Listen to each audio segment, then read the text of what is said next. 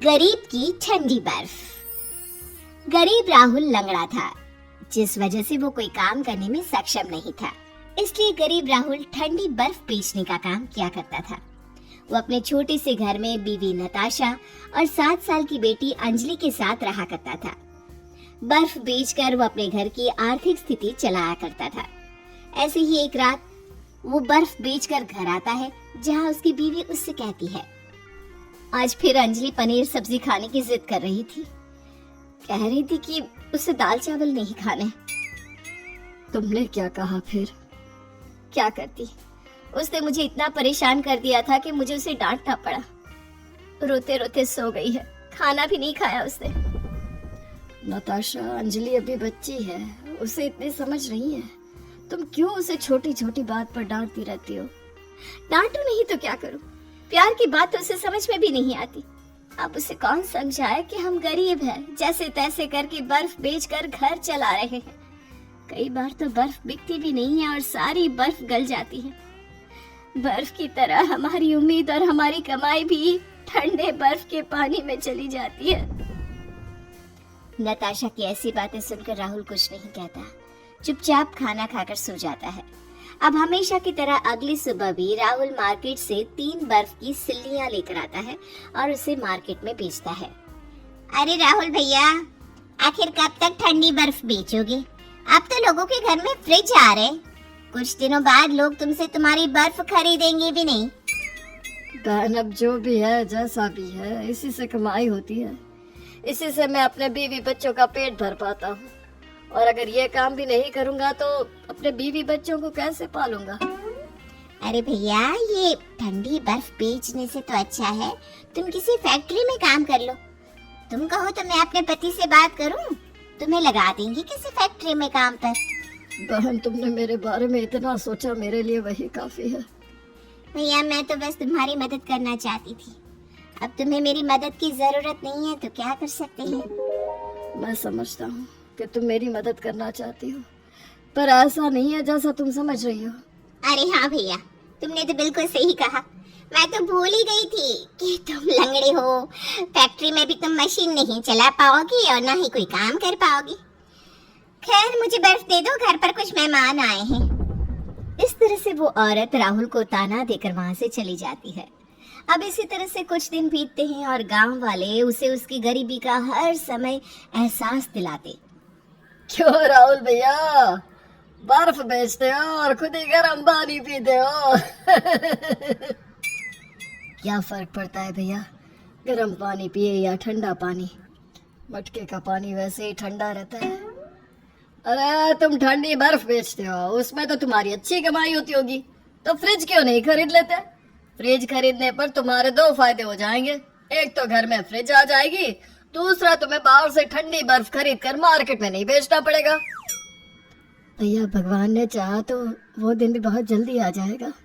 अरे राहुल भाई, तुम्हारे दिन कभी नहीं बदलने वाले। अपने पैरों को देखा है, सही से चल भी नहीं पाते, काम क्या करोगे? तुम्हारे लिए यही काम बढ़िया है, करो करो, यही काम करो। इतना बोलकर वो आदमी राहुल पर हंसने लगता है। ये सब देखकर राहुल को बहुत बुरा लगता है। वो उस आदमी की किसी भी बात का कोई जवाब नहीं दे पाता। अब वो निराश होकर रात में अपने घर आता है। नताशा, ये थोड़ी सी बर्फ बच गई है, तुम इसका बर्फ का गोला बना दो। अंजलि को बर्फ का गोला बहुत पसंद है ना। राहुल जी, मैं क्या कह रही थी कि क्यों ना आप ठंडी बर्फ बेचने के अलावा कोई दूसरा काम कर लो, ताकि हमारे घर की आर्थिक स्थिति बेहतर हो जाए। और वैसे भी बहुत जल्द ठंड आने वाली है, ठंड आने के बाद बर्फ नहीं बिकेगी।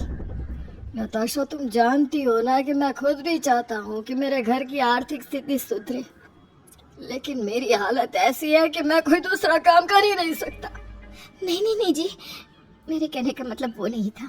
मैं तो बस ये कह रही थी कि जैसे आप बर्फ बेचने का काम करते हैं, ठीक उसी तरह का कोई दूसरा काम भी कर लेते जिसमें मैं भी आपकी मदद कर सकूं।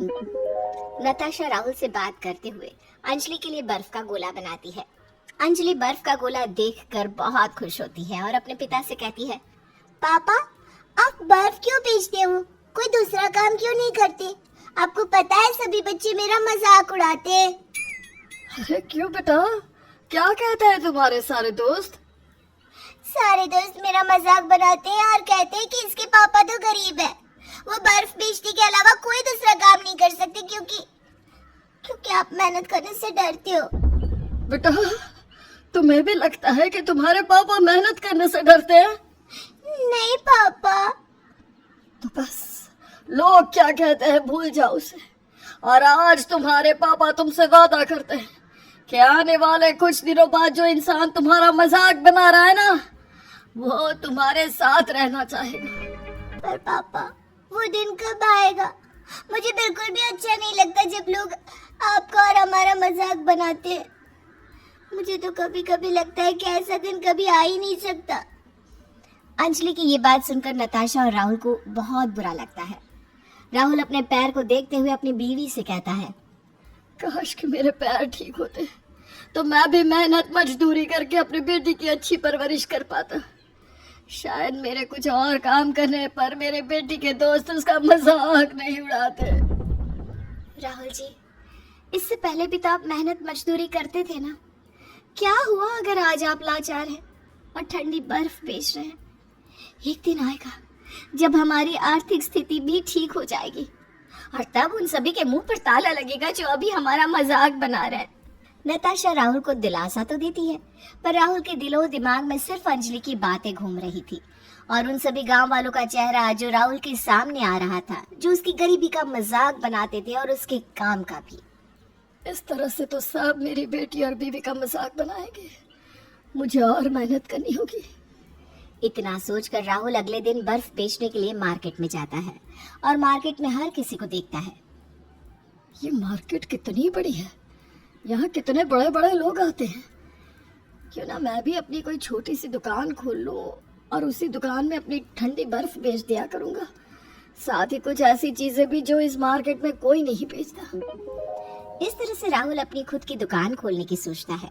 घर आकर राहुल सारी बात अपनी बीवी को बताता है, जिस पर नताशा उससे कहती है, ये तो आपने बहुत अच्छा सोचा है, मैं इसमें आपके साथ हूँ। मेरे कुछ गहने रखे हैं, आप उन्हें बेचकर कोई छोटी सी दुकान किराए पर ले लीजिए। राहुल अपनी बीवी के गहनों को गिरवे रखकर एक छोटी सी दुकान किराए पर ले लेता है, जिसमें वो दूध, दही, मक्खन के साथ साथ अपनी ठंडी बर्फ भी बेचता है। समय के साथ उसकी अच्छी कमाई होने लगी थी, क्योंकि उस पूरे मार्केट में राहुल की इकलौती दुकान थी जहां ठंडी बर्फ और दूध से बनी चीजें बिकती थी। बहुत जल्द वो अपनी किराए की खुद की दुकान खरीद लेता है और इस तरह समय के साथ राहुल की आर्थिक व्यवस्था भी पहले से बेहतर हो जाती है।